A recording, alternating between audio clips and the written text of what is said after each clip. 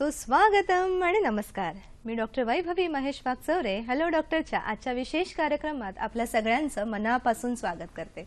प्रेक्षक हो, कसे आहात सगळे? हेल्दी आणि हॅप्पी ना? निश्चितच. तुमच्याकडे दिवाळी आणि आमच्याकडे दिवाळी, आपल्या सगळ्यांकडेच दिवाळी दिवाळी, खूपच मोहक वातावरण. सगळ्यांकडून हॅलो डॉक्टरच्या पूर्ण परिवाराकडून आज दिवाळी निमित्त आणि विशेषतः धनत्रयोदशी निमित्त आपल्या सगळ्यांना खूप खूप शुभेच्छा. प्रेक्षक हो, आज धनत्रयोदशी आम्हा सर्व डॉक्टरांसाठी अत्यंत महत्त्वाचा दिवस. आमच्या हातून उत्तमोत्तम चिकित्सा व्हावी आणि आमच्या सगळ्या रुग्णांना त्याचा उत्तमोत्तम लाभ व्हावा या हेतूने भगवान धन्वंतरी यांच्या पुढे आम्ही ही पूजा करतो. तर आपल्या सगळ्यांना पुन्हा एकदा धनत्रयोदशीच्या विशेष शुभेच्छा. प्रेक्षक हो, आपलं शरीर म्हणजे अगणित अशा पेशींचा समूहच जणू. एकेका पेशींपासून समूहाने टिश्यू बनते.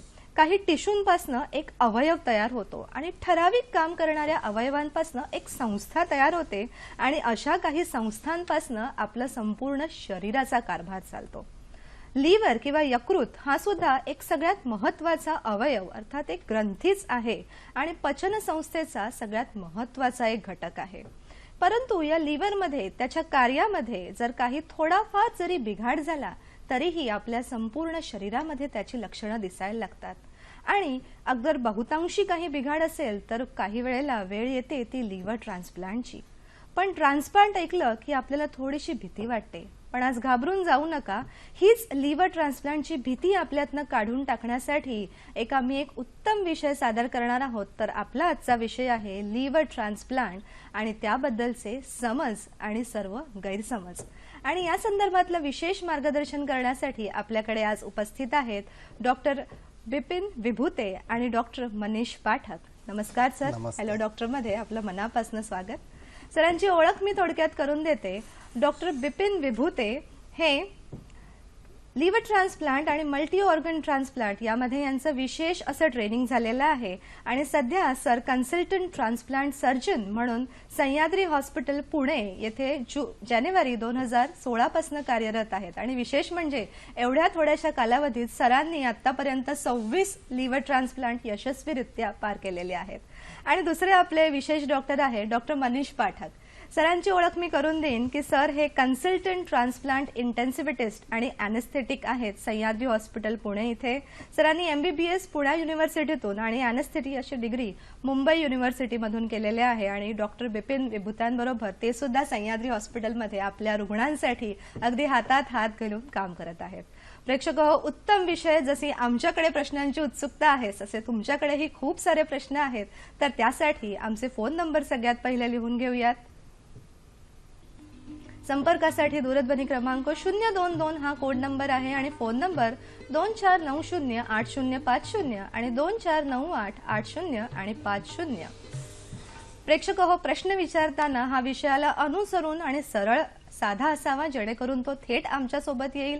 आणि आपल्या टीव्ही संचाचा आवाज प्रश्न विचारताना कृपया बंद ठेवावा. तर चला आपल्या आजच्या उत्तम विषयाला की खरी शास्त्रोक्त माहिती ज्यामध्ये आम्ही देणार आहोत त्याला सुरुवात करूया. सगळ्यात पहिले बिपिन सर, तुम्हाला मी विचारेन की कुठल्याही कार्याची सुरुवात आपण गणेश पूजनाने करतो. तसंच उत्सुकता म्हणून विचारायला वाटतं की लिव्हर ट्रान्सप्लांट याचा उगम कुठून झाला? तर मला नेहमी वाटतं की कुठल्याही विषयाबद्दल बोलताना त्याच्या पाठीमागचा इतिहास जाणून घेणं खूप गरजेचं आहे. आणि मी जस्ट एक 2 स्लाइड थ्रू लिव्हर ट्रान्सप्लांटचा इतिहास तुम्हाला जाणून घेऊ इच्छितो. लिव्हर ट्रान्सप्लांटची सुरुवात या ट्रान्सप्लांटची सुरुवात ही गणेशापासून झाली. गणेशाची आपण नेहमीच पूजा करतो. पण गणेशाचं दुसरं महत्त्व म्हणजे गणेश हा आपल्या विश्वातला पहिला रिसिपियंट आहे. आणि आम्ही गणेशाची ट्रान्सप्लांटच्या सुरुवातीला आणि पेशंट घरी जास्तोपर्यंत आम्ही त्याची नेहमी प्रार्थना करतो पेशंटसाठी. दुसरी साईट सांगायचं म्हटलं की आम्ही या विषयाबद्दल बोलतोय किंवा मी इथं आहे ते भगवान विष्णूमुळे आहे की हे या विश्वाचे पहिले सर्जन आहे. आणि यांच्यानंतर नंबर येतो तो थॉमस टार्झल की ज्यांनी या विश्वामध्ये पहिल्यांदा ह्युमन ट्रान्सप्लांट केलं, या माणसाचं पहिलं ट्रान्सप्लांट केलं आणि ते 1968 साली ट्रान्सप्लांट झालं. आणि आजही आपण 50 वर्षांनंतरही आपण ट्रान्सप्लांट करायचं की नाही आणि आपल्याला लिव्हर ट्रान्सप्लांट समज आणि गैरसमज या बाबतीत आपल्याला 50 वर्षांनी डिस्कस करावं लागतं आणि ह्या कार्यक्रमाचा मेन हेतू हाच आहे की तुमच्या मनामधले जे गैरसमज आहेत ते ट्रान्सप्लांट बद्दल दूर झाले पाहिजेत आणि या कार्यक्रमातून आम्ही तेच दाखवण्याचा आम्ही प्रयत्न करू. खूपच छान सर. अगदी म्हणजे गणपती आपल्या सगळ्यांनाच आवडतो, त्यानेच आपण सुरुवात केली आहे. तर खरोखरच आम्ही समजांबद्दल तुमच्याकडे येणार आहोत. लिव्हर ट्रान्सप्लांट म्हणजे मुळात काय असतं बिपिन सर? नंतर मी एक दोन स्लाइड्स मध्येच ते डिस्कस करूया. लिव्हर ट्रान्सप्लांट म्हणजे नेमकं त्याच्या अगोदर मी सांगतो लिव्हर ट्रान्सप्लांट म्हणजे काय. तर लिव्हर ज्यावेळेस खराब होतं किंवा प्रमाणापेक्षा जास्त खराब होतं त्याला आपण लिव्हर सिरोसिस म्हणतो. की तुम्ही स्लाइडमध्ये पाहू शकता की नॉर्मल लिव्हर एकदम स्मूथ छान लाल कलरचं असतं, सॉफ्ट असतं आणि सिरोसिस ज्यावेळेस म्हणतो किंवा प्रमाणापेक्षा जास्त खराब म्हणतो त्यावेळेस लिव्हरमध्ये ह्या गाठी होतात आणि त्या गाठी ह्या प्रमाणापेक्षा जास्त वाढल्या की त्याला आपण सिरोसिस होतो आणि सिरोसिसला मेडिकल ट्रीटमेंट ही काही कालावधीपर्यंत चालते पण नंतर त्यांना लिव्हर ट्रान्सप्लांट हे लागतं. लिव्हर ट्रान्सप्लांट म्हणजे जे खराब झालेलं जे लिव्हर आहे ते आपण पूर्ण बाहेर काढतो. मी सेकंड स्लाइडमध्ये ते तुम्हाला दाखवतो की लिव्हर हे पहिल्या स्लाइडमध्ये बाहेर काढलेलं आहे आणि एका जिवंत व्यक्तीने त्यांचं अर्ध लिव्हर हे दुसऱ्यांना दिलेलं आहे आणि ते दुसऱ्या स्लाइडमध्ये ते बसवलेलं आहे.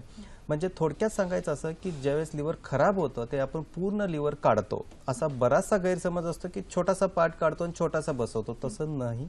खराब झालेलं लिव्हर हे आपण पूर्ण काढतो आणि त्या ठिकाणी पूर्ण लिव्हर जे मेंदूमृत असतात किंवा जे लिव्हिंग डोनर आपण म्हणतो त्यांचं अर्ध लिव्हर हे आपण त्याच्यामध्ये फिक्स करतो. ओके सर, स्लाइड थ्रू तुम्ही खूप छान दाखवलं. म्हणजे आमच्या मनात इथे होतं की थोडासाच पार्ट आपण ट्रान्सप्लांट करतो की नाही, पण खूप छान आमच्या प्रेक्षकांना तुम्ही दाखवलं. सर यातच पुढे विचारायचं आहे की बऱ्याचदा काही लहान सिम्पटम्स घेऊन किंवा काही ऍक्च्युअल सिम्पटम्स घेऊन पेशंट आपल्याकडे येतात, पण लिव्हर ट्रान्सप्लांट कधी आणि केव्हा खूप आवश्यक आहे? सो मी तुम्हा सगळ्यांना एक सांगू इच्छितो की लिव्हर इतका आपल्या शरीरातला इतका सुंदर अवयव आहे आणि देवाने इतकं महत्त्व दिलेलं आहे की लिव्हर हे तुम्हाला आणि मला जगण्यासाठी फक्त 30% लिव्हरची गरज असते. 70% लिव्हर हे देवाने आपल्याला जास्त दिलेलं आहे आणि तेवढंच नव्हे तर त्यातली एकही पेशी जर मेली किंवा खराब झाली तर ते बॉडी नवीन पेशी तयार करतं. याचा अर्थ असा की लिव्हर ज्यावेळेस आपण अर्ध जरी कट केलं तर ते पूर्वस्थितीमध्ये 6 आठवडे ते 12 आठवड्यामध्ये वाढतं. असा शरीरातला कुठलाही भाग नाही की तो परत वाढतो. पण फॉर्च्युनेटली अनफॉर्च्युनेटली आपण हार्ट, किडनीज, ब्रेन यांना आपण जास्त महत्त्व देतो आणि लिव्हरला कमी महत्त्व देतो. पण लिव्हर शिवाय आपण जगू शकत नाही. तर याचा अर्थ असा आहे की आपण ज्यावेळेस लिव्हर हे 70% या 70% पर्यंत डॅमेज होतं त्यावेळेस त्याची खरी लक्षणं दिसायला चालू होतात. म्हणजे पोटात पाणी होणे, पायावरती सूज येणे, कावीळ होणे, फुफ्सामध्ये पाणी भरणे, किडनीवरती प्रेशर येणे आणि अशी ज्यावेळेस लक्षणं होतात त्यावेळेस गोळ्या औषधांनी तात्पुरता फरक पडतो आणि तो फरक असा असतो की आपण फीवरसाठी पॅरासिटामॉल घेतो किंवा सांधे दुखण्यासाठी आपण एखादे पेन किलर किंवा अनॅल्जेसिक घेतो. त्याप्रमाणे फक्त आपण त्याची लक्षणे ट्रीट करतो. ऍक्च्युअली जो लिव्हरचा सिरोसिसचा आजार आहे तो आपण ट्रीट करत नाही आणि तो जर परमनंट आपल्याला बरा करायचा असेल तर त्याच्यासाठी यकृत प्रत्यारोपण किंवा लिव्हर ट्रान्सप्लांट हा एकमेव त्याच्यातला पर्याय आहे. आणि अजून एकदा मी सांगतो की त्याचे गैरसमज आम्ही तुमचे दूर करू हळूहळू. खूप छान सांगितलं सर की हृदय म्हणा किंवा ब्रेन म्हणा यांच्याकडे खूप आवर्जून लक्ष दिलं जातं आपल्या क्षेत्रामध्ये, पण आज खरंच गरज आहे की लिव्हरकडे सुद्धा दुर्लक्ष नाही केलं पाहिजे. मनीष सर, यातनंच तुम्हाला मी पुढे विचारेन की तुम्ही इंटेन्सिव्हिस्ट आहात, म्हणजे खूप इमर्जन्सीत आलेल्या पेशंटला पाहणं आणि त्याला मदत करणं हे आपलं काम आहे. पण हे जेव्हा लिव्हर ट्रान्सप्लांट केलं जातं तर ते खरोखरच सक्सेसफुल होतं का आणि याचा रेशिओ किती सक्सेसफुल आहे? हो, वेळेत जर पेशंट आपल्याकडे आला आणि आपण त्याचं डायग्नोसिस वेळेच केलं की लिव्हर सिरोसिस आहे, हे आपण स्लाइडद्वारे बघणारच आहोत. जर सिरोसिस आढळून आलं आणि डिकॉम्पन्सेशन म्हणजे त्याच्या सिरोसिसमुळे बाकीचे त्रास जर पेशंटला झालेले नसतील, त्या पेशंटला जेव्हा लिव्हर ट्रान्सप्लांट आपण करणार आहोत, हे स्लाइडवर आपण दाखवणारच आहोत, तर त्या पेशंटला लिव्हर ट्रान्सप्लांट केलं तर निश्चितच त्या पेशंटला पूर्णपणे मी म्हणेल 100% ह्या पेशंटचा फायदा होतो. जर ह्या पेशंटला सिरोसिस झालेला असेल आणि त्या सिरोसिसमुळे बाकीचा त्रास झालेला असेल आणि त्याला ट्रान्सप्लांटची इच्छा नसेल डॉक्टरांनी सांगितल्यानंतर, तर त्याची दगवायची जी शक्यता असते किंवा मॉर्टॅलिटी रेट जे म्हणतो ते 70% असते. आणि त्यात पेशंटनी जर लिव्हर ट्रान्सप्लांटला सामोरं गेला आणि लिव्हर ट्रान्सप्लांट झालं तर त्याच्यात 10% रिस्क असते. तर ह्या गोष्टीमुळे आपण सांगतो की ह्या पेशंटमध्ये ड्रग्स ट्रान्सप्लांट झालं तर 10% रिस्क, पण ट्रान्सप्लांट नाही केलं तर 70% ह्या पेशंटला रिस्क असते. ओके, छान छान सर. सर एक प्रश्न आहे आपल्याला. श्रीकांत बोलत आहेत आपल्याकडे अंधेरीहून. नमस्कार श्रीकांत. नमस्ते श्रीकांत, बोला. अच्छा डॉक्टर साहेब, दिवाळीच्या हार्दिक शुभेच्छा आपणा सर्वांना. तुम्हाला धन्यवाद. सुद्धा. आणि ऍक्च्युली सोनोग्राफी केल्यावरती फॅटी लिव्हर आहे असं सांगितलं गेलंय. तर फॅटी लिव्हर म्हणजे काय आणि त्याच्यावरती उपचार कुठले? करेक्ट. ठीक आहे, सो काय सांगू शकाल sir? Yes, so fatty liver म्हणजे लिव्हरमध्ये फॅट जमा होणे, हीच त्याची सिंपल डेफिनेशन आहे. पण ज्या वेळेस ते फॅटी लिव्हर एका ग्रेडपेक्षा जास्त सिव्हिअर होतं, म्हणजे ग्रेड 1, 2, 3, 4 असे त्याच्या ग्रेड्स असतात, आणि त्या ग्रेड आणि तुमचं लिव्हर फंक्शन टेस्ट आणि त्याच्याबरोबर हे फॅटी लिव्हर का झालं याच्या काही चाचण्या आपण करतो, आणि त्या चाचण्यांद्वारे आपण ठरवतो की खरंच आपल्याला फॅटी लिव्हर ट्रीट करण्याची गरज आहे की नाही.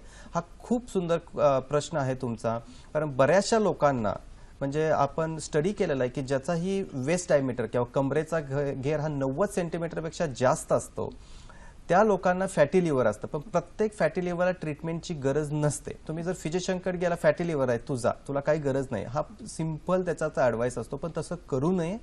त्याच्या लिव्हर तज्ज्ञ किंवा योग्य तज्ज्ञाकडून त्याच्या तपासण्या करून घ्याव्यात, आणि त्याला ट्रीटमेंटची गरज असेल तर त्याची वेळेत ट्रीटमेंट झाली पाहिजे. आणि नाही झाली तर लिव्हर हे परत त्याच्या पुढच्या स्टेजमध्ये जाऊन त्याची शेवटची स्टेज ही सिरोसिस हे येऊ शकते. आणि आमचं असं मत आहे की 2020 म्हणजे 2020 पर्यंत लिव्हर सिरोसिसचे प्रमाण हे फॅटी लिव्हरमुळे वाढत जाईल, आणि ते जवळपास 30 ते 40% होऊ शकतं. बरोबर, ठीक आहे. तर फॅटी लिव्हरला आपण दुर्लक्ष नाही करायचंय, आणि त्यासोबत आणखीन सुद्धा बरीचशी माहिती आणि धनत्रयोदशीचं विशेष महत्त्व आपण जाणून घेणार आहोत, पण एका छोट्याशा विश्रांतीनंतर. लगेचच भेटूया हॅलो डॉक्टरमध्ये.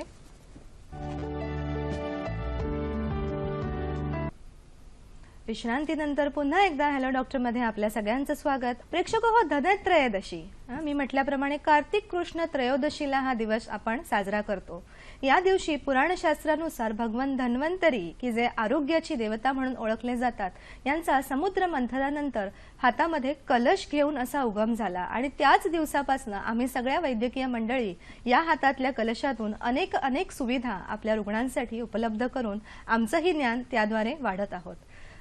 विपिन सर, पुन्हा तुमच्याकडेच मी येईन की आपण आता मोठ्या शहरांमध्ये आहोत, मुंबई पुण्यासारख्या, पण आमचा हा प्रोग्राम अगदी ग्रामीण भागापर्यंत सुद्धा जातो. तर लिव्हर ट्रान्सप्लांट सारख्या ज्या मोठ्या सर्जरीज आहेत त्याचा उपयोग फक्त शहरांमध्येच होतो की आपण अशा लोकांपर्यंत सुद्धा पोहोचू शकतो? सो आपण 2010-2012 पर्यंतचा कालावधी जर पाहिला तर फक्त मोठ्या सिटीज दिल्ली, बँगलोर, चेन्नई यासारख्याच शहरामध्ये होत होता. पण आता पुण्यासारख्या शहरामध्येही, जसं मी स्लाइडमध्ये मेन्शन केले की पुण्यासारख्या सिटी किंवा सेकंड टायर सिटी शहरं म्हणतो की त्या शहरामध्ये आता ट्रान्सप्लांट चालू होणार आहे, आणि हळूहळू असेच नाशिक, औरंगाबाद, कोल्हापूर या ठिकाणीही लवकरच ट्रान्सप्लांटची सुविधा उपलब्ध होणार आहे. आमचे प्रेक्षक नक्कीच वाट बघणार आहेत यासाठी. सर एक फोन आहे आपल्याला. महेश बोलत आहेत धुळा इथून. नमस्कार महेशजी. नमस्कार महेशजी, बोला. हा सर, बहिणीचं मी चेकअप केलं सर, लिव्हर मध्ये बारीक खडे सांगितले सर. परत एकदा क्वेश्चन सांगा, मला प्रश्न विचारा. हा सर, मी धुळ्याहून बोलतोय, महेश पाटील. बोला. हा, तर बहिणीचं लिव्हर चेकअप केलंय सर, त्याच्यामध्ये बारीक खडे सांगितले डॉक्टरांनी. हा, करेक्ट. सो लिव्हर मध्ये ज्यावेळेस खडे होतात त्याला विविध कारणं असतात खडे होण्याचे. ते आपल्याला खडे का होतात याचं आपल्याला कारण शोधणं गरजेचं आहे, आणि कारण शोधण्यासाठी त्याला वेगवेगळ्या शस्त्रक्रिया असतात की त्यानुसार आपण ते खडे काढू शकतो. पण एक स्टेजच्या पुढं किंवा एक जास्त जर तो लिव्हर डिसीज किंवा लिव्हर खराब झाला असेल स्टोन्समुळं, तर त्याला आपल्याला यकृत प्रत्यारोपण हा एक पर्याय असतो. पण ते आपल्याला रिपोर्ट पाहिल्यानंतर किंवा त्याच्या चाचण्या केल्यानंतर ते आपल्याला समजू शकतं आणि हा तुम्ही लिव्हर तज्ज्ञांना चा सल्ला घेतला तर फार चांगलं होईल याच्यासाठी. महेशजी, निश्चितच आणखीन काही निदानांची तपासण्यांची त्यांना गरज आहे की जिथून आपल्याला कळेल की हे खडे कसले आहेत. तुम्ही सरांना वैयक्तिकरित्या भेटून मार्गदर्शन घेऊ शकता. सर, एक गैरसमज असतो की आपल्याला काही मोठा आजार असेल तर पोस्ट ऑपरेटिव्ह किंवा प्री ऑपरेटिव्ह या प्रोसिजरमध्ये काही त्रास होऊ शकतो. तिथेच आहे की जर कुणाला लिव्हर कॅन्सर असेल तर अशा पेशंटमध्ये सुद्धा आपण ट्रान्सप्लांट करू शकतो का? लिव्हर ट्रान्सप्लांट आणि कॅन्सर हा खूप जवळचा विषय आहे आणि ज्यावेळेस लिव्हरमध्ये कॅन्सर होतो त्यावेळेस दोन प्रकारच्या त्याला ट्रीटमेंट असतात. एक ज्यावेळेस लिव्हर नॉर्मल असतं आणि छोटा कॅन्सर असतो किंवा साईज वाईज छोटा असतो आणि तो रिसेक्ट करू शकतो किंवा ऑपरेट करू शकतो किंवा सर्जरी करू शकत असेल तर तो त्या सर्जरीनं पूर्णपणे बरा होतो. पण तोच कॅन्सर जर लिव्हरमध्ये वेगवेगळ्या भागात पसरला असेल किंवा लिव्हर हे खराब झालं असेल किंवा सिरोसिस झालं असेल तर आणि तो जर लिव्हरच्या बाहेर पसरला नसेल तर आपल्याला तो कॅन्सर हा लिव्हर ट्रान्सप्लांटनी पूर्ण बरा करता येतो आणि ते लिव्हर कॅन्सरचे पेशंट हे तुमच्या आमच्यासारखं नॉर्मल जीवन हे जगू शकतात. खूप छान. प्रेक्षकांनो, लक्षात ठेवा की जरी आपल्याला लिव्हर कॅन्सर असेल तरी घाबरून जाऊ नका. जर तो न पसरलेल्या अशा स्टेजमध्ये असेल तर निश्चितच आपण लिव्हर ट्रान्सप्लांटकडे पुढे एक पाऊल उचलू शकतो. मनीष सर, पुन्हा तुमच्याकडे यायचं आहे की ही पोटाची एक मोठी शस्त्रक्रिया आहे का? कारण बऱ्याचदा आम्ही घाबरतो आणि असेल तरी याला किती वेळ लागतो या सर्जरीला? निश्चितच चांगला प्रश्न आहे. शस्त्रक्रिया थोडीशी मोठीच म्हणावं लागेल किंवा आपल्याला लॅप्रोटोमी हा प्रकार असतो. लॅप्रोटोमी केल्यानंतर आपण हा लिव्हर काढतो आणि मग नवीन लिव्हर बसवतो. तर स्लाइडमध्ये आपण डिस्प्ले करणार आहोत की कसं आपण हे करतो. पेशंट बरेचदा असे कंडिशनमध्ये आपल्याकडे येतात त्यामुळे सर्जरीला वेळ लागणारा थोडासा जास्त असतो. जर पेशंट व्यवस्थितरित्या किंवा मेडिकली व्यवस्थितरित्या मेंटेन केलेला असेल आणि अर्ली मेल्ड जे पुढे आपण दाखवणारच आहोत की लवकर जर पेशंट आपल्याकडे आला आणि त्याला खरंच लिव्हर ट्रान्सप्लांटची गरज असेल तर त्याचं ऑपरेशन 3.5 ते 4 तासात आपण पूर्णपणे करू शकतो. जर एखादा पेशंट जास्त सिरियस असेल तर कदाचित त्याला 6.5 ते 7 तास लागतात. अगोदरच्या काळात म्हणजे 5 वर्षापूर्वी ह्या लिव्हर ट्रान्सप्लांट सर्जरीला कमीत कमी 12 तास 14 तास असं लागायचे. पण लेटेस्ट टेक्नॉलॉजी जी आपल्याकडे अवेलेबल झालेली आहे आणि रक्त आणि हे सगळं अवेलेबल असल्यामुळे कदाचित आपल्याला 3.5 ते 6 तासात ही शस्त्रक्रिया पूर्णपणे कंप्लीट करून पेशंट ऑपरेशन थिएटरच्या बाहेर जातो. म्हणजे दिवसेंदिवस वर्षानुवर्षे वैद्यकीय शास्त्र सुद्धा एक एक स्टेप पुढे जात आहे. पहिले 12 तास ज्या सर्जरीला लागायचे ती सर्जरी आपण आता 3 ते 4 तासामध्ये पूर्ण करतो. मनीष सर, तुम्हालाच इथे पुढे विचारायचं आहे मला की ही सर्जरी करताना किंवा झाल्यानंतर रक्त घटकांची खूप जास्त गरज भासते का? असं काही आहे का? काळ बदलला तसं ऑपरेशनची टेक्निक बदलली तसं ऑपरेशनला देणारं भूल सुद्धा बदललेले आहेत. एक काळ होता जेव्हा 100 ब्लड लागायचे. पण फ्रँकली तुम्हाला बोललं तर मागचे 4 ट्रान्सप्लांट आम्ही जे केलेले आहेत त्याच्यात आपण फक्त 2 ब्लड किंवा 3 ब्लड असे दिलेले आहेत. स्लाइडमध्ये तुम्हाला दाखवलं जाईल. हे वर्ल्ड ओव्हर किंवा पूर्ण दुनियेत ही प्रक्रिया आता फॉलो केली जाते की फक्त 10% लोकांना 10 किंवा त्याच्यापेक्षा जास्त ब्लड दिले जातात आणि 60% लोक 1 किंवा 2 ब्लड लागल्यात आणि ऑपरेशन त्यांचं पूर्ण केलं जातं. म्हणायची गोष्ट अशी की जेवढे कमी ब्लड आणि जेवढे कमी प्लाझ्मा आपण देतो तेवढा फास्ट तुमचा पेशंट रिकवर होतो आणि हा पेशंट कमीत कमी 6 ते 7व्या दिवशी सुखरूप व्यवस्थित घरी जाऊ शकतो. खूप छान वाटतंय सर हे ऐकून की एवढी मोठी सर्जरी असेल तरी सुद्धा आठवड्याभरामध्ये आम्ही घरी पुन्हा येऊ शकतो. आपल्याला आणखीन एक फोन आहे गुजरात येथून. नमस्कार, बोला. नमस्ते, बोला. अश्विन भाई पटेल बोल रहा हूँ, सूरत गुजरात से. पटेल जी नमस्ते, बोलो. हाँ जी सर, हेलो. हाँ, बोलिए. बोलिए. हाँ जी, बस ठीक हूँ सर, एकदम बढ़िया है अभी तो. हाँ, बोलो. प्रश्न. हाँ बोलिए अश्विन भाई, सुन रहे हैं हम आपको. आप तो अभी 6 महीना होने आया, ऐसे ही डाइट फूड वगैरह ऐसे ही चलने देने का. या सब जैसा है अच्छा वैसे ही चलने दीजिए. ये हमारे अश्विन भाई हैं जिनका हमने 6 महीने पहले ट्रांसप्लांट किया था. फोन रखिए अश्विन भाई. सर बोला, सक्सेस स्टोरी आहे ही आपली रैदर. और ये 10वें 7वें या 8वें दिन घर चले गए थे और अभी अच्छी तरह से एव्हरीथिंग सगळे पथ्य पाणी पाळून व्यवस्थितरित्या ते आपली लाईफ जगतायत आणि 3 महिन्यानंतर आपण त्यांना सगळं काही करायला म्हणजे बाहेर जायला आणि नॉर्मल फूड घ्यायला, हे सगळं आपण परमिशन दिलेली आहे. खूप छान. थँक्यू अश्विनजी, तुम्ही आमच्या प्रेक्षकांचं मोटिवेशन आणखीन थोडंसं वाढवलेलं आहे. विपिन सर, पुन्हा तुमच्याकडे येते की 2 प्रकारचे डोनर्स आपण बघतो, लिव्हिंग डोनर आणि कॅडॅव्हरिक डोनर. तर लिव्हिंग डोनरमध्ये अवयव दानानंतर सुद्धा तो रुग्ण त्याचं लाईफ व्यवस्थित चालू ठेवू शकतो का? कुठलाही तुम्ही आणि मी कोणीही आपण 70% लिव्हर, हे जसं मी अगोदर सांगितलं की आपल्याला 30% लिव्हरचीच गरज असते, त्यामुळे 70% लिव्हर हे आपण डोनेट करू शकतो. तर त्याच्यामुळं बऱ्याचशा वेळेस मनामध्ये भीती असते की अर्ध लिव्हर दिल्यानंतर हा माणूस अपंग होऊ शकतो किंवा एक अर्ध्या अवयवानंच जगू शकतो, पण तसं नाही आहे. लिव्हर हे 6 आठवडे ते 12 आठवड्यामध्ये पूर्ण वाढतं आणि जसं एक किडनी दिल्यानंतर किंवा कुठला पार्ट दिल्यानंतर जसा माणूस आदू होतो, तसं लिव्हर दिल्यामुळे माणूस कधीही आदू होत नाही. आणि लिव्हर हे पूर्ण 100% किंवा 100% पूर्ण वाढल्यामुळं त्याला आयुष्यामध्ये कधीही कुठलाही प्रॉब्लेम येत नाही. आणि 1 आठवड्यापर्यंत 5व्या दिवशी आपण डोनर हॉस्पिटलमध्ये डिस्चार्ज करतो आणि 1 आठवड्यानंतर कुठलीही गोळ्या, औषधं किंवा कुठलंही पथ्य पाणी कुठलंही सांगत नाही आणि त्याला पाळायची गरजही नाही. त्यामुळे तो एकदम तुमच्या आमच्यासारखं नॉर्मल आयुष्य जगतो. आणखीन एक मोटिवेशन सरांनी दिलेलं आहे की नॉर्मल आयुष्य जर आपण जगणार असू तर अशा आयुष्यासाठी काहीतरी कोणाचं तरी भलं करून एक पाऊल आपण नेहमीच पुढे जाऊ शकतो. मनीष सर, पुन्हा तुमच्याकडे येईन की लिव्हर ट्रान्सप्लांट हे जे आहे, तर अशा वेळेला एकच लिव्हर आहे आपल्याला. बऱ्याचदा आता अवयवदानाबद्दल खूपशी अवेअरनेस येत आहे, पण एकच लिव्हर आहे तरी पण आपण ते डोनेट करू शकतो का? हो, निश्चितच डोनेट करू शकतो. कायद्याप्रमाणे मी जर मला डोनेट करायचं असेल तर मी माझ्या आईवडिलांना, भाऊ बहिणीला आणि मुलांना, मुलींना हे डोनेट करू शकतो. माझं जसं डॉक्टर बिपिननी सांगितलं की 70% लिव्हर हा आपला कुणालाही दान करू शकतो. राहिलेला जो 30% लिव्हर आहे तो मला पुरेसा आहे माझं संपूर्ण आयुष्य जगायला. हा 30% तर 30% राहतो का? नाही. हा 30% पुढच्या 6 ते 10 आठवड्यात परत 80 ते 90% होतो माझ्या गरजेप्रमाणे. मी जो दान केलेला लिव्हर आहे तो सुद्धा वाढतो का? हो, तो सुद्धा 90 ते 95% वाढतो आपल्या गरजेप्रमाणे. तर जर विचारायचं झालं तर मी माझा 70% लिव्हर कुणालाही दान करू शकतो. खूप छान सर. म्हणजे ही अशी एक ग्रंथी आहे की त्याच्यामध्ये सतत मल्टिप्लिकेशन सुरू आहे.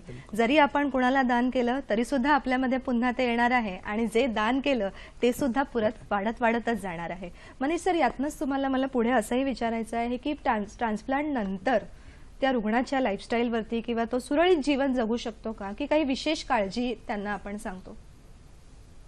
तो पूर्णपणे नॉर्मल आयुष्य जगू शकतो. पहिला वाक्य. काळजीसाठी आपण पहिले 3 महिने त्यांना काही पथ्य पाळायला सांगतो, जे स्लाइडमध्ये तुम्हाला दाखवलं जाईल. पहिले 3 महिने का?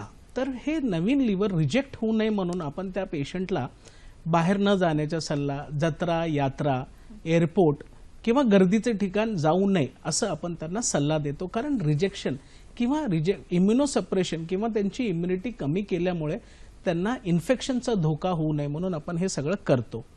3 महिन्यानंतर तो व्यवस्थित पाहिजे ते ऍक्टिव्हिटी करू शकतो. पहिल्या 3 महिन्यात आपण त्यांना सांगतो की मास्क वापरा, म्हणजे बाहेर जाताना त्यांना कुठल्याही पेशंटचं इन्फेक्शन होऊ नये. जॉब करायचं असेल, हो, 3 महिन्यानंतर हे पेशंट जेव्हा फिट होतात आम्ही त्यांना परत तपासणीसाठी बोलवतो आणि 3 महिन्यासाठी ते आपली नोकरी जॉईन करू शकतात. त्याच्याशिवाय 6 महिन्यानंतर ते सपोज परकीय जायचंय किंवा दुसरीकडे कुठे जायचंय, त्या गोष्टीला आपण जे पाहिजे ते त्यांना सल्ला देऊन त्यांना तसं गाईड करतो. जसं आताच गुजरातवरनं एक फोन आला होता की 6 महिन्यानंतर सुद्धा ते छान एकदम लाईफस्टाईल वरती परत आलेले आहेत. आपल्याला आणखीन एक फोन आहे. दत्तात्रय बोलत आहेत अहमदनगर इथून. नमस्कार, बोला. हा, मी अहमदनगरवरून बोलतो भगत. बोला सर. हा, बोला. आज 2 वर्षापूर्वी माझ्या लिव्हर मध्ये पाणी होत होतं, पू होत होता थोडासा, आणि याला नगरला 2 वेळेस पू काढला.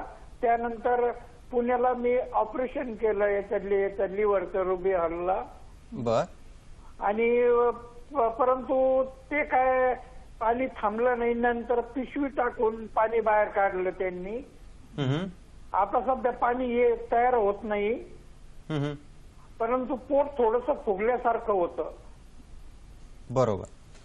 तर दत्तात्रय साहेब, आपल्याला पहिलं कारण ते पू का झाला किंवा पस का झाला ह्याचं कारण, नेमकं कारण काय आहे हे शोधणं गरजेचं आहे. आणि हे जर वारंवार होत असेल तर त्याच्या वेगवेगळे कारणं असतात आणि ते कारण शोधून जर आपण त्याच्यावर योग्य ती ट्रीटमेंट केली तर त्याच्यावरती नक्कीच परमनंट म्हणजे कायमचा हा उपाय होऊ शकतो. आणि त्याच्यासाठी आपल्याला तुमचे सगळे पहिले रिपोर्ट रेकॉर्ड सगळं पाहावं लागेल आणि ते पाहिल्यानंतर आपण काही चाचण्या केल्यानंतर आपल्याला नक्कीच याचं कारण कळू शकतं. आणि हा लिव्हरचा आजार असा आहे की हा पूर्णपणे बरा होऊ शकतो. दत्तात्रयजी सरांनी जसं गाईड केलेलं आहे, तुम्ही पुढातच आहात मला वाटतं, त्यामुळे एक ओपिनियन आपण नक्कीच घेऊ शकता. दत्तात्रय सारख्या प्रेक्षकांसाठी आणि आम्ही आमच्या आणखीन बऱ्याचशा प्रेक्षकांसाठी डॉक्टरांच्या क्लिनिकचा पत्ता आपण पाहणार आहोत आणि आणखीन थोडीशी विशेष माहिती माझ्याकडून सुद्धा, पण एका छोट्याशा विश्रांतीनंतर. लगेचच भेटूया हॅलो डॉक्टरमध्ये.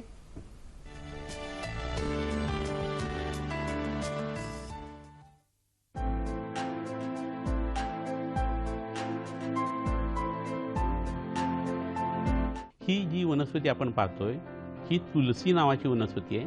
याला मराठीमध्ये तुळस असं म्हणतात.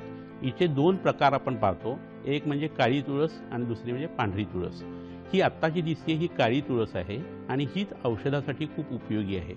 तुळशीच्या बाबतीत असं वर्णन आहे गुरुचरित्रासारख्या धर्मग्रंथांच्यामध्ये की जो नित्यसेवी तुळशीसी त्याला कली बाधत नाही. आत्ताचं जे कसंही वागणं लोकांचं होतं ते मन त्यांचं जर चांगलं करायचं असेल तर तुळस खावी असं म्हटलं जातं. तुळस ही बेडरूममध्ये लावायची गोष्ट नाही आहे किंवा दिवाणखान्यात ठेवण्याची गोष्ट नाही आहे. ती घराच्या बाहेरच हवी, अंगणामध्ये हवी किंवा येतानाच्या दरवाजामध्ये हवी. असं जर असेल तर त्या सगळ्या दुष्ट शक्ती जी आहे ती खेचून घेते अशी एक भावना धर्मग्रंथामध्ये व्यक्त केलेली आहे. त्याच्यातला शास्त्राचा भाग असा आहे की ह्या वनस्पतीतून ऑक्सिजन भरपूर मोठ्या प्रमाणात बाहेर पडत असतो. घरची स्त्री ज्या वेळेला चुलीपाशी काम करून दमायची, धूळ ह्यांनी ती जेव्हा हैराण व्हायची, अशा वेळेला बाहेरून त्या वनस्पतीच्या सान्निध्यात ती राहायची आणि तिचं आरोग्य हे मेंटेन केलं जायचं.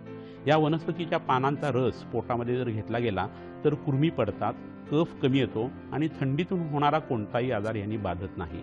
या वनस्पतीची जी साल आहे किंवा मूळ जे आहे ते त्वचा रोगासाठी उपयोगी पडतं. जांघेमध्ये किंवा काखेमध्ये खाज सुटणं, तिथं काळेपणा येणं, गजकर्ण उत्पन्न होणं हे गर्दीच्या ठिकाणी मुंबईसारख्या शहरामध्ये खूप बघायला मिळतं.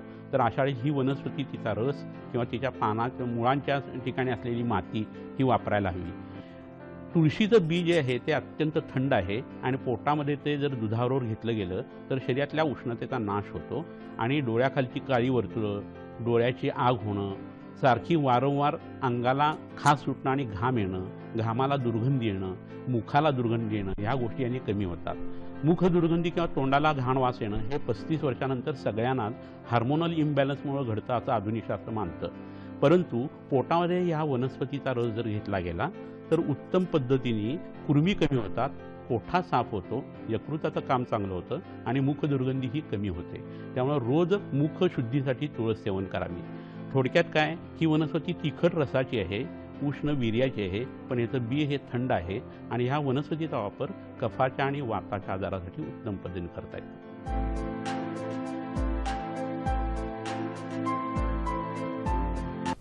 विश्रांतीनंतर पुन्हा एकदा हॅलो डॉक्टरमध्ये आपलं स्वागत. आपण आजचं नैवेद्य करतो धणे आणि गूळ यांचं सेवन यांना एकत्र करून आज ते खाल्लं जातं. का तुम्हाला माहित आहे का? कारण आता हिवाळा सुरू होणार आहे. तर या दोन पदार्थांनी आपल्या शरीरातली उष्णता वाढवण्यासाठी आणि पचन सुधारण्यासाठी मदत होतं आणि म्हणूनच याच काळापासून म्हणजे दिवाळीनंतर या दोन पदार्थांचा आपल्या खाण्यामध्ये आवर्जून समावेश करू, तो आजच्या दिवसापासूनच. मनीष सर, यातनंच पुढे मला तुमच्याकडे यायचं आहे की डोनेशन आपण जे म्हणतो, एखादं organ donation, specially liver donation, तर मृत व्यक्तीमधून डोनेशन घेणं आणि एका जिवंत व्यक्तीमधनं लिव्हरचा काही प्लांट डोनेशनला घेणं, याच्याबद्दल थोडीशी आम्हाला माहिती द्या. अत्यंत महत्त्वाचा प्रश्न विचारला तुम्ही. तर दोन प्रकारचे डोनेशन जे आपण म्हणतो, कॅडेवर डोनेशन आणि लिव्हिंग डोनेशन. तर कॅडेवर डोनेशनमध्ये वयोमर्यादा ह्याला काही मर्यादा नाही आहे. लहान मुलापासून तर 100 वर्षाचे आयुष्य असलेला माणूस हे स्वतःचा अवयवदान नातेवाईकांच्या सल्ल्यानुसार करू शकतात, त्याला काही नाही. तुम्ही रिसेंटली पेपरात जर वाचलं असेल तर कोल्हापूरमध्ये 81 वर्षाची एक आजीने आपलं अवयवदान केलं होतं आणि तो लिव्हर आम्ही एका 40 वर्षाच्या माणसांमध्ये बसवला होता आणि तो पेशंट आमचा 7व्या दिवशी घरी गेलेला, तो व्यवस्थितरित्या काम करते. सांगायचे तात्पर्य ते की लिव्हरला आयुष्य नसतं. लहानपासून 100 पर्यंत लिव्हर हा रिजनरेट होतच राहतो आणि व्यवस्थितरित्या राहतो. आता लिव्हिंग डोनर बद्दल जर सांगायचं झालं तर नियमाप्रमाणे वयोमर्यादा 18 वर्ष ते 55 वर्ष आहे, ज्या काळात तुम्ही तुमचं अर्ध लिव्हर तुमच्या नातेवाईकांना दान करू शकतो. 18 पेक्षा खाली नाही, कारण लीगली कन्सेंट द्यायचं त्याची तयारी नसते किंवा नियमात किंवा लीगल प्रोसिजरमध्ये he is not eligible to give consent. 55 वर्षाच्या पुढे जेव्हा आपण विचार करतो एखाद्याला लिव्हर दान करायचं किंवा किडनी दान करायचं, त्यावेळेस प्रॉब्लेम असा असतो की पेशंटचे बीपी, डायबिटीज हे काही कारणांमुळे त्यांचे अवयव हळूहळू नाजूक होत राहतात. त्याच्यामुळे जर आपण त्यांचं एखादा अवयव काढलं तर राहिलेल्या अवयवावर ते त्या पेशंटला किंवा त्या माणसाला किती त्रास होऊ शकतो ह्याची आपण गॅरंटी देत नाही. त्यासाठी लिव्हिंग डोनेशनसाठी वयोमर्यादा ही 18 ते 55 वर्ष पूर्ण जगात ठरवलेली आहे. खूप छान माहिती दिलीत सर तुम्ही आमच्या प्रेक्षकांसाठी, कारण हा विषय थोडासा असा आहे की बऱ्याचदा दुर्लक्षित राहतो, पण ही माहिती आम्हाला आज विशेष हवी होती. विपिन सर, पुन्हा तुमच्याकडे येईन की लिव्हर ट्रान्सप्लांट नंतर एक भीती असते की मी बाहेर जाऊ शकत नाही, मी बाहेरचं खाऊ पिऊ शकत नाही, लांबचा प्रवास करायचा की नाही, तर या गैरसमजाबद्दल काय तुम्ही सांगाल? मी एकच वाक्य सांगतो की ट्रान्सप्लांटचा अर्थच असा आहे की हे ट्रान्सप्लांट नंतर हे जीवन हे तुमच्या आमच्यासारखं जगणं, तरच ते आपण ट्रान्सप्लांटचा त्यांना ॲडवाईस करतो.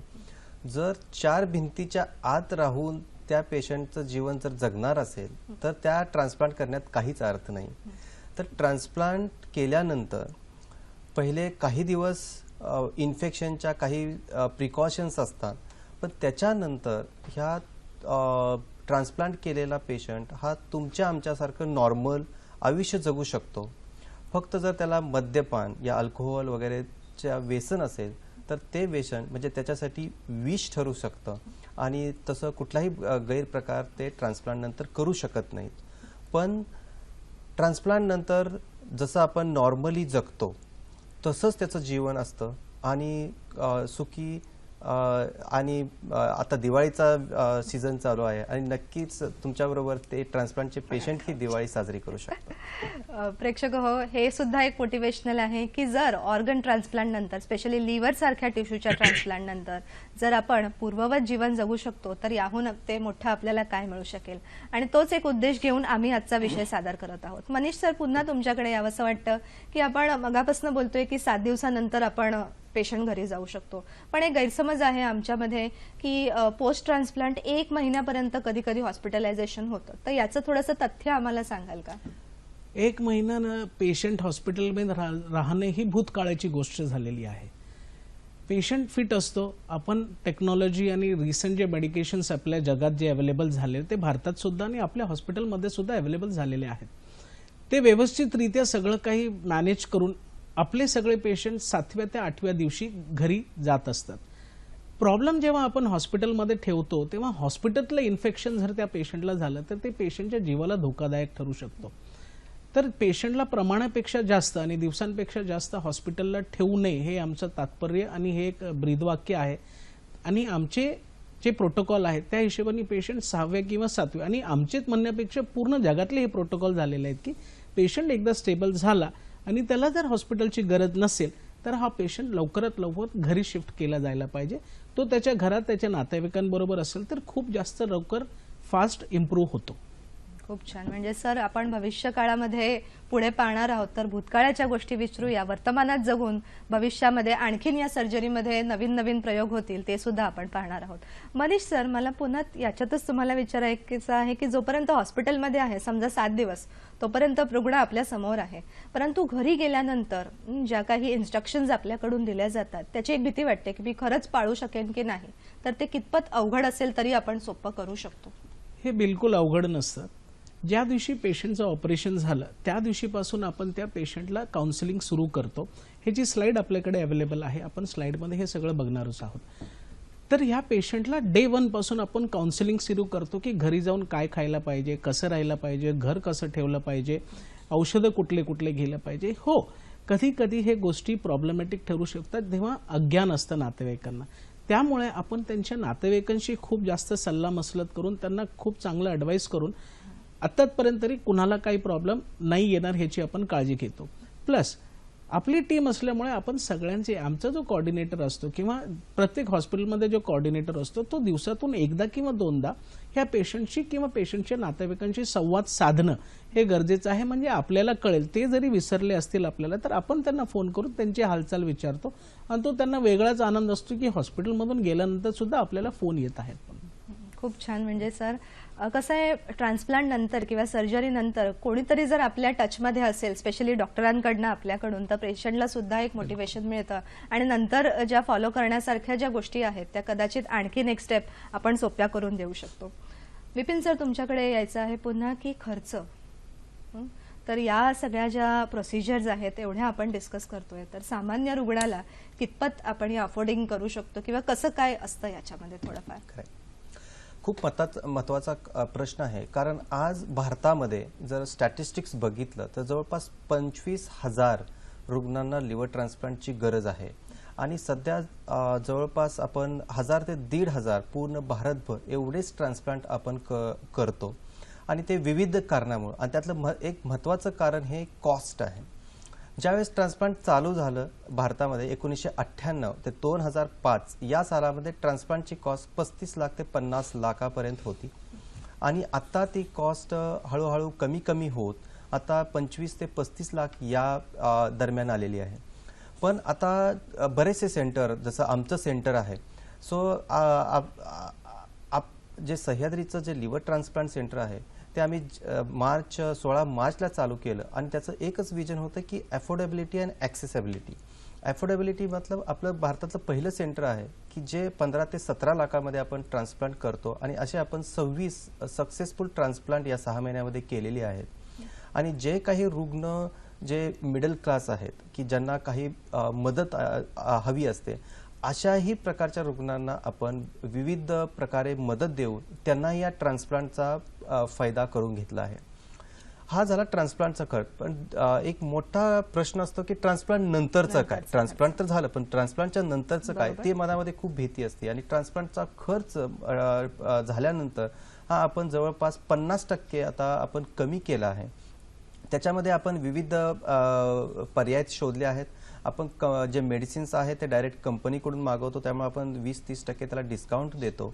आणि काही ज्या महागड्या टेस्ट आहेत त्या टेस्ट आपण डिस्काउंटेड रेटमध्ये आपण करून घेतो आणि त्यामुळे ट्रान्सप्लांट नंतरचा येण्याचा जो खर्च आहे तो खर्च जवळपास पहिल्या 1 वर्षामध्ये 1 लाख ते 1.5 लाख या दरम्यान येतो. आणि 1 वर्षानंतर जसा शुगर किंवा बीपीला जेवढा खर्च, मेडिसिनला जेवढा खर्च येतो तेवढाच खर्च या लिव्हर ट्रान्सप्लांटच्या गोळ्याचाही असतो. टेस्ट ह्या खूप कमी होतात आणि त्या सहज मिडल क्लास किंवा सर्वसामान्य माणूस हा सहज त्याला अफोर्ड करू शकतो. सर, खूप समाधान वाटलं या उत्तरातनं की बऱ्याचदा हा गैरसमज असतो की खूप सारे खर्च पुढे येणार आहेत. म्हणजे सुरुवातीचा हॉस्पिटल स्टे तर आला, पण त्याच्यानंतरची जी फॉलोअप मेडिसिन लागतात त्याचा जो खर्च असतो.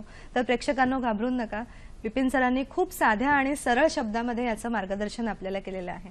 सर, बोलता बोलता तुम्ही सह्याद्री हॉस्पिटलकडे आलात, तर खूप उत्सुकता आहे की सह्याद्री हॉस्पिटलमध्ये कशा स्वरूपाच्या फॅसिलिटीज आहेत अशा सर्जरीसाठी?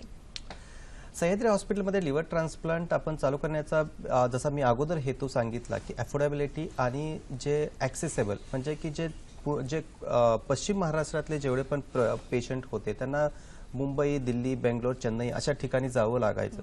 आणि मी चेन्नईमध्ये 7 वर्ष लिव्हर ट्रान्सप्लांटमध्ये काम केल्यानंतर मला कळालं की या लोकांना एकतर ते खूप पैसे लागतात आणि तिथं आल्यानंतर खूप त्यांना त्रास होतो, लँग्वेज, फूड, बराचसा त्रास. तर आम्ही असं ठरवलं की सह्याद्री हॉस्पिटलमध्ये या पुण्यामध्ये असं काही सेंटर शोधूया, सेंट्रल प्लेस शोधूया की तिथे आपल्या लोकांना याची मदत होईल.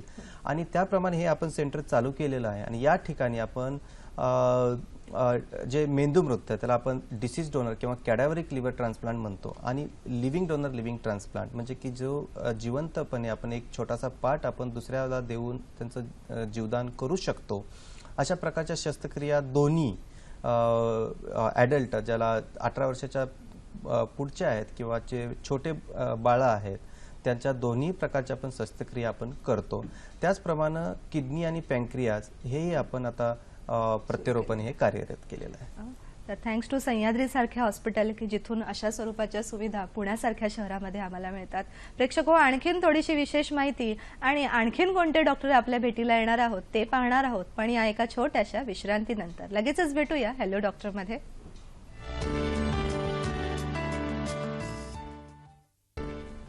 विश्रांतीनंतर हॅलो डॉक्टरमध्ये पुन्हा एकदा आपलं स्वागत. दर आठवड्याला नवीन नवीन डॉक्टरांची आणि आपली गाठभेट घेऊन वैद्यकीय क्षेत्रातल्या अनेक उलाढाली आपल्यापर्यंत पोहोचवण्याचा आमचा एक प्रामाणिक प्रयत्न असतो. तर पाहूया पुढच्या 2 दिवसामध्ये कोणते डॉक्टर आपल्या भेटीला येणार आहेत.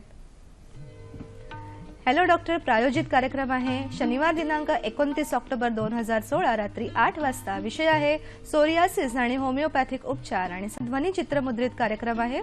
30 तारखेला 30 ऑक्टोबर 2016 रात्री 8:30 वाजता. विषय आहे हृदय पुनर्वसन आणि सहभाग आहे डॉक्टर अनिल पोतदार. प्रेक्षक हो, एक अगदी शेवटी विशेष माहिती की आपल्या शरीरामध्ये जे आहे ते आपल्या मृत्यूनंतर आपण पुढेच कुठेही घेऊन जाणार नाही आहोत आणि याच संदर्भात एक शेवटचा फोन आपण घेणार आहोत. फोन आहे आपल्याकडे. नमस्कार, बोला. नमस्ते, बोला. हॅलो सर, नमस्कार. मी गणेश कचरे बोलतोय अहमदनगर येथून. हा, बोला. सर, माझी लहान बहीण आहे, तिचं वय आहे 26 वर्ष. हा. तर तिला इथं नगरला मी तपासणी केली ती गॅलेक्सी हॉस्पिटलला. ओके. क्रोनिक लिव्हर पॅरेनकायमल डिसीज सांगितलं, सिरोसिस. बरोबर. तर सर त्याला उपचार काय सांगता येईल? बरोबर. तर गणेशजी, क्रोनिक पॅरेनकायमल डिसीजच्या स्टेज किंवा ग्रेडिंग्स असतात आणि त्याला त्या ग्रेडिंगनुसार त्याची ट्रीटमेंट ठरवली जाते. जर हा डिसीज किंवा सिरोसिस ग्रेड ए असेल किंवा त्याला चाइल्ड स्कोर आपण म्हणतो 5 ते 6च्या दरम्यान असेल तर त्याला आपण मेडिकल औषध उपचार करतो. आणि जर ते बी किंवा सी स्टेजला गेलेलं असेल तर त्याला यकृत प्रत्यारोपण हा एक पर्यायी उपाय असतो आणि त्यामुळं त्यांचं जीवन हे जसं नॉर्मली इतर स्त्रियांचं असतं तसंच त्यांचंही ट्रान्सप्लांट नंतर होऊ शकतं. पण त्याच्या अगोदर हे त्यांना सिरोसिस किंवा लिव्हर पॅरेनकायमल डिसीज जसं तुम्ही म्हटलं ते कशामुळं झालं हे त्याचं नेमकं कारण शोधून काढणं खूप गरजेचं आहे आणि त्याच्यासाठी तज्ज्ञांकडून त्याच्या चाचण्या कुठलाही डिसिजन किंवा ठरवण्या अगोदर करणं खूप गरजेचं आहे आणि त्याच्यामुळे नक्कीच आपल्याला फायदा होईल आणि ते एक ऑप्शन आपल्यासमोर ओपन होईल. गणेशजी सर सांगतायत तसं तुम्ही निश्चित एक मार्गदर्शन नक्की घेणं आवश्यक आहे. मनीष सर, एक जागरूकतेबद्दल मी बोलत होते की अवयवदानाबद्दल जागरूकता येणं खूप महत्त्वाचं आहे. तर लिव्हर ट्रान्सप्लांट या विषयाच्या निमित्त कॅडेव्हरिक लिव्हर ट्रान्सप्लांट म्हणजे मृत्यू पश्चात जे अवयवदान लिव्हरचं केलं जातं त्याबद्दल काही विशेष माहिती? बिलकुल. अवयवदान ही सध्या काळाची गरज ठरलेली आहे.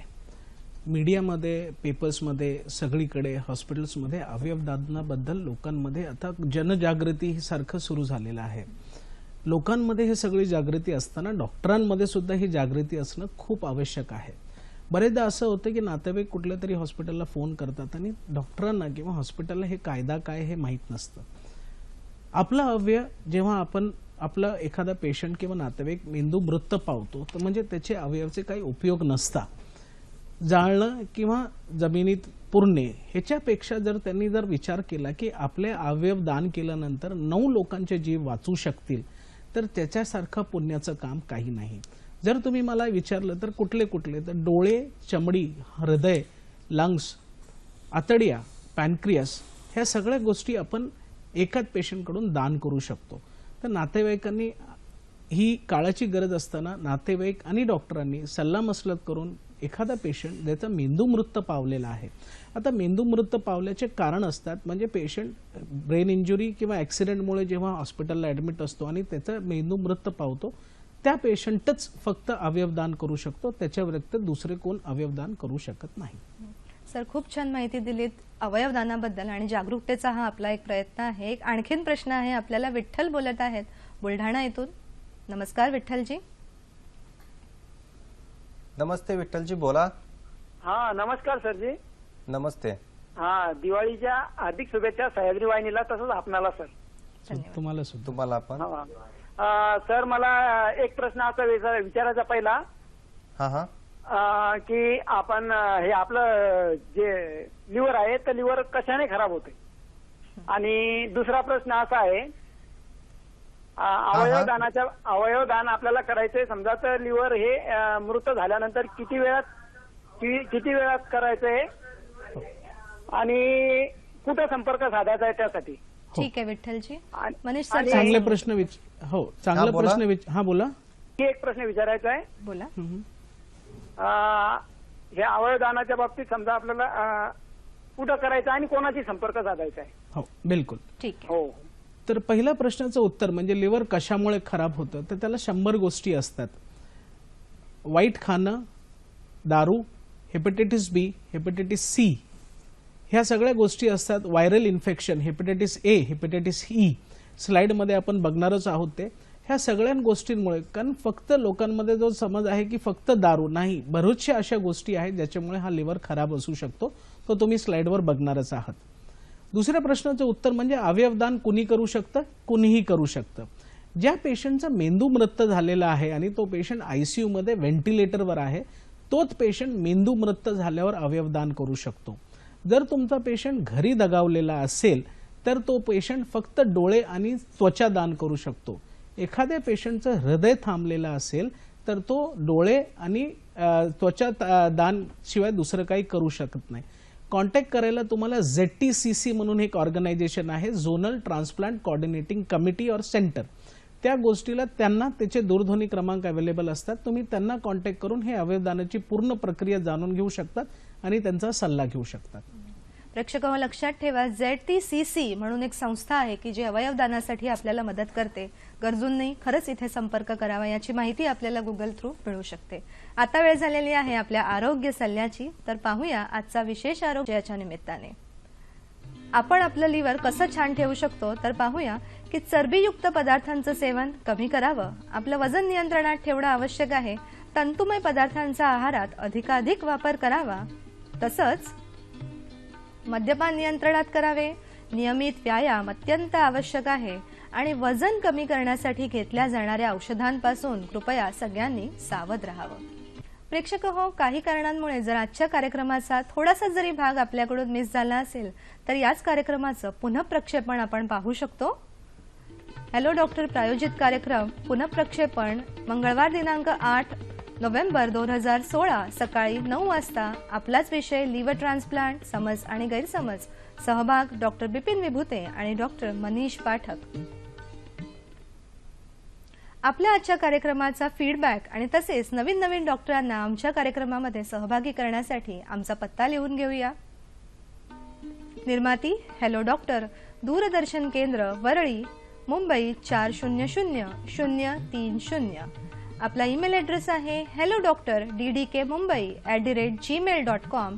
तसंच फेसबुक आणि यूट्यूबच्या लिंकमधून सुद्धा तुम्ही आपल्याशी संपर्क साधू शकता. सर, अगदी एकच प्रश्न सरते शेवटी की लिव्हर ट्रान्सप्लांट एक वरदान, याबद्दल तुम्ही काय सांगू शकाल? ज्याचंही लिव्हर हे प्रमाणापेक्षा जास्त खराब होतं आणि जे लिव्हर ट्रान्सप्लांटसाठी क्वालिफाय होतात, तर त्या लोकांनी त्यांची निराशा न होता लिव्हर ट्रान्सप्लांट हे त्यांच्यासाठी निश्चितच हे एक वरदान ठरू शकतं. आणि मी एक खात्रीनं सांगू शकतो की लिव्हर ट्रान्सप्लांटच्या अगोदर खूप सारे पथ्य पाणी असतात, मीठ खायचं नाही, पाणी कमी प्यायचं. पण लिव्हर ट्रान्सप्लांट झाल्यानंतर थोड्याच दिवसामध्ये रुग्ण हा तुमच्या आणि आमच्याबरोबर बसून नक्कीच दिवाळीची फराळ हे करू शकतो. आणि त्याच्यामध्ये बरेचसे गैरसमज आम्ही दूर करण्याचा प्रयत्न केला आहे.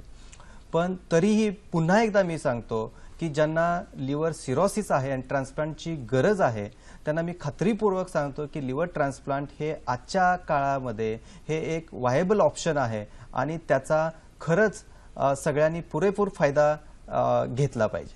मनीष सर, 2 शब्द तुमच्याकडनंही. लिव्हर ट्रान्सप्लांट ही नामुश्किल गोष्ट नाही, ही सगळ्यांच्या आटोक्यात आहे. वेळेच जर आपण डॉक्टरांकडे गेलो आणि लिव्हर ट्रान्सप्लांटचा हो किंवा नाही हा सल्ला घेतला आणि जर लिव्हर ट्रान्सप्लांटला मंजुरी दिली तर पेशंट पूर्ण आयुष्य आपलं नॉर्मलपणे जगू शकतो आणि पुढे त्याला कुठलंही कॉम्प्लिकेशन होत नाही.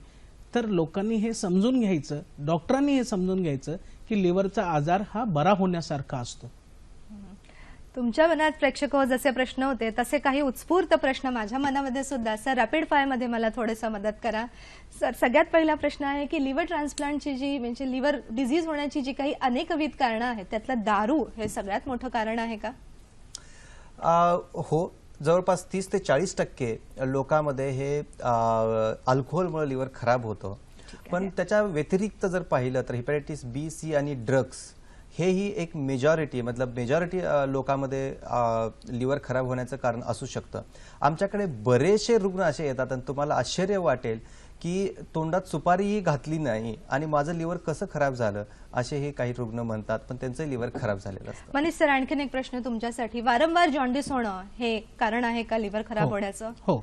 बिपिन सर, तुमच्यासाठी पुन्हा लिव्हर ट्रान्सप्लांट नंतर लग्न होणं आणि त्यानंतर गर्भधारणा राहणं होऊ शकतं का ठीक सगळं? निश्चितच होऊ शकतं. आणि ट्रान्सप्लांट नंतर कुठलीही स्त्री ही एका सर्वसामान्य स्त्रीसारखी हे वैवाहिक जीवन म्हणजे लग्न होणं आणि त्याच्यानंतर मूल बाळ होणं आणि त्याचा केअर करणं हे नॉर्मल रीतीने करू शकतात. आणि तेव्हा मी खात्रीनं सांगू शकतो की तिचं लाईफ हे नॉर्मल, सुंदर आणि आरोग्यदायी ट्रान्सप्लांट नंतर होणारच. खूपच छान. प्रेक्षक हो, उत्तम विषय आणि उत्तम रीतीने सादरीकरण झालेलं आहे.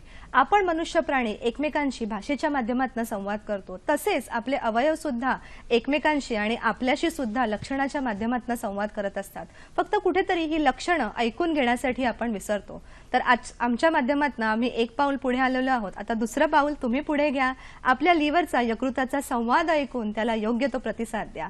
सर, दोन्ही सर आमच्या स्टुडिओमध्ये आलात. नमस्ते. खूप छान मार्गदर्शन. खूप खूप आभार. आणि सगळ्यांना पुन्हा एकदा दिवाळीच्या लक्ष लक्ष शुभेच्छा. हॅप्पी दिवाळी आणि सेफ दिवाळी. धन्यवाद. धन्यवाद.